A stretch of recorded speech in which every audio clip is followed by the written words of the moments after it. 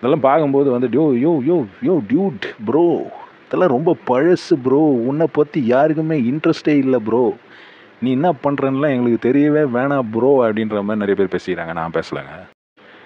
விஷால் விஷால் அண்ணன் வந்து கல்யாணம் பண்ணிக்க போகிறாராம். அவர் அனகொண்டான்னுவாங்க, என்னமோ ஸ்டார்ன்னுவாங்க, எதோ சொல்லுவாங்கன்னு வைங்க. மார்க் ஆண்டனி வந்தது, பயங்கரமாக ஓடிச்சு அப்படின்ற ஒரு இம்ப்ரெஷன், எக்ஸ்ப்ரெஷன் அண்ட் சப்ரெஷனில் அவர் அப்படி போயிருந்தார்.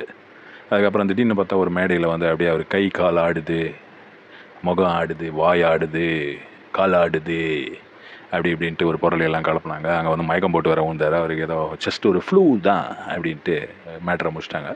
அதுக்கப்புறம் இப்போ பார்த்தீங்கன்னா யோகிடா அப்படின்ற ஒரு படம் வரப்போகுது. யோகிடா, அவர் யோகிங்க, அவர் யோகண்டா அப்படின்ற மாதிரி யோகிடா அப்படின்ற படம் வரப்போகுது. அதில் வந்து நடிக்கிற ஹீரோயின் தர்ஷிகாவா ஏதோ ஒரு பேரை விட்டுருவான். ஏன் லேடிஸ் பேரை எதுக்கு நிறைய தடவை எடுத்து சொல்லின்னு.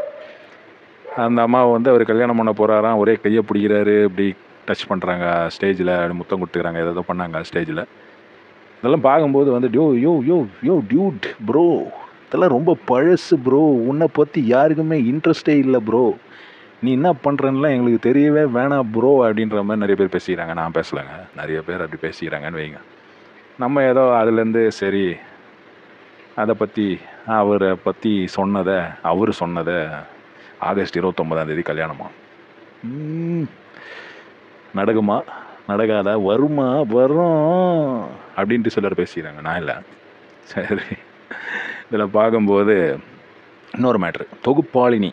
இந்த அம்மா வந்து எப்போ தொகுப்பாளினியாக இருந்தாலும் அங்கே வந்து ஒரு சர்ச்சையை கிளப்புவாங்க. ஒரு தடவை வந்து கூல் சுரேஷ் கிட்ட நல்லா பேசியிருந்தாங்க. கூல் சுரேஷ் முட்டா பையன், நம்மளுக்கு தெரியும், ஏன் சொன்னாலும் நம்பிடுவான்னு வைங்க. கொஞ்சம் ஒரு கூல் கேரக்டரில் ஒரு ஃபூல் கேரக்டர் அப்படின்ட்டு தான் நிறைய பேர் பேசிக்கிறாங்க வெளியில். அவர் வந்து ஒரு மாலை எடுத்து அந்த அம்மா கழுத்தில் போட்டார். அது ஒரு இஷ்யூ ஆயிடுச்சு. உடனே எப்படி இது அவர் பிக் பாஸுக்கு போகிறதுக்கு முன்னாடி பண்ணதுனால அவருக்கு அது ஒரு பேராட்சின்ற மாதிரி வேறு சொன்னாங்க. நிறைய பேர் ஓட்டு போடலைன்ற மாதிரி சொன்னாங்க. சரி, அதெல்லாம் முடிஞ்சது. அதுக்கப்புறம் பார்த்தீங்கன்னா ஏதோ தனுஷுடைய படமோ ஏதோ ஒரு படத்தில் வந்து ராயன் தான் நினைக்கிறேன், அதில் வந்து யாரோ ஒரு பையனை வந்து பலார்னு அறிஞ்சிருப்பாங்க இந்த அம்மா. தொகுப்பாளினி, very dangerous lady, Aishwarya Raghupathi, அதுதான் அவங்க பேர். ஆமாம், தமிழ்லாம் பேசுவாங்க, பயங்கரமாக தொகுப்பு நடத்துவாங்க. சரி, யோகிடா இந்த படத்துடைய ட்ரெய்லர் லான்ச் இல்லைன்னா ஆடியோ லான்ச், ஏதோ ஒரு லான்ச்சு, யோகிடா லான்ச்சில் வந்து இந்த அம்மா இருந்தாங்க. அங்கே வந்து நான் மேடையை யூஸ் பண்ணிக்கிறேன் அப்படின்ற மாதிரி பேசி இப்போ அது ஒரு பேசும் பொருளாக இருக்குது. என்னென்னா ஸ்லீவ்லெஸ் இது போட்டுன்னு வந்திருக்காங்க, ஜாக்கெட்டில் ஜன்னல் வச்ச ஜாக்கெட், அது இதுன்னுவாங்கல்ல, அந்த மாதிரி ஸ்லீவ்லெஸ் ஜாக்கெட். அது ரொம்ப வருஷங்கள் ஆயிடுச்சு அது கண்டுபிடிச்சி. இந்த அம்மா கண்டுபிடிச்சதெல்லாம் கிடையாது, ரொம்ப வருஷம் ஆயிடுச்சு. அது போட்டுன்னு வந்தாங்க. அதை பார்த்த உடனே யாரோ ஒருத்தர் கேட்டாராம், என்னம்மா ஹீட்டு, சென்னையில் ஒரே வெயில், அதுக்காக காத்தோட்டமாக வந்துக்கிறியா அப்படின்ற மாதிரி யாரோ கேட்டாராம். உடனே அதுக்கு இவங்க ரிட்டாலியேட் அப்படின்ற மாதிரி இவங்க வந்து அந்த ஸ்டேஜையே யூஸ் பண்ணி இவங்க கேள்வியெல்லாம் கேட்டு இது ஒரு சர்ச்சையாகி இப்போ பார்த்தா எங்கே பார்த்தாலும் யோகிடா அப்படின்ற இந்த படத்துடைய மேட்ரு தான் ஓடி நிற்குது. டேய், இது வந்து மார்க்கெட்டிங்கா அப்படின்ற மாதிரி நிறைய பேர் பேசிக்கிறாங்க. நான் சொல்லுங்க, எப்படியோங்க அந்த படம் நல்லா ஓடி விஷாலுக்கு அப்படியே ஒரு 100 கோடி வந்தால் சரி, வருமா தெரில. விஷால் தான் ப்ரொடியூசரா, அதுவும் தெரில எனக்கு. விடுங்க, என்னடா பண்ணுகிறீங்க இந்த மாதிரி மேட்ருங்கெல்லாம் பண்ணி நீங்கள் அப்படி ஏதோ ஒரு சர்வைவல் டாக்டிக்ஸ் பண்ணினுக்கிறீங்களேன்ட்டு நிறைய பேர் வெளியே கேட்டுனுக்கிறாங்க. அவர் ஒருத்தர் வந்து, ஆவாது கண்ணே வேண்டாம் ராஜா, முடியாது ராஜா, நீ ஒரு 4 செல்ஃபோன் வாங்கிக்கோ, பொழைச்சிப்போ அப்படின்ட்டு ஒருத்தர் பேசினார். அதை போட்டு ட்ரோல் பண்ணி நாஸ்தி பண்ணுகிறாங்க.